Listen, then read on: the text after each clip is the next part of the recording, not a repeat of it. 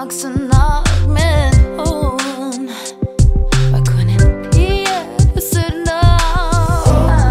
Jeg gad godt, at der ventede hende, da hun tog hjemmefra. Det samme show, det samme had, de samme kommentarer. Hun var klassens tykke pige, skolen var et helvede. Hun legede altid kun de samme lege, og havde altid kun sig selv med. Lidt efter lidt medvind, men valgte hurtigt at give op. Hun lærte at hade sig selv, sit ansigt og sin krop. Løg sig syg for skole, frygtede timerne, pirkede fra dem. Hun var bange, græd sig selv i søvn hver aften.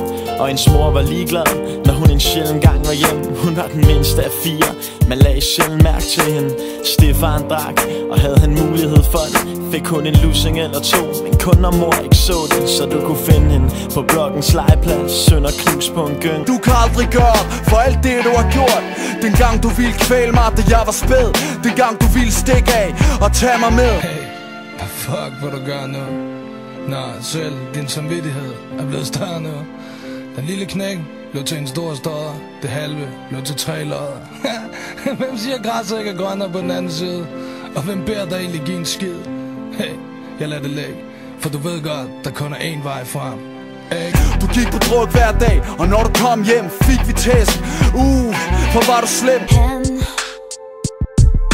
holdt hende fast, selvom hun blev ved at sige nej. Nu har jeg endelig fået tømt mit hjerte og fundet ro, selvom jeg for længst har brændt min bro til dig og dit og mine svækkede minder, der omhandler dig, sprutter billige kvinder.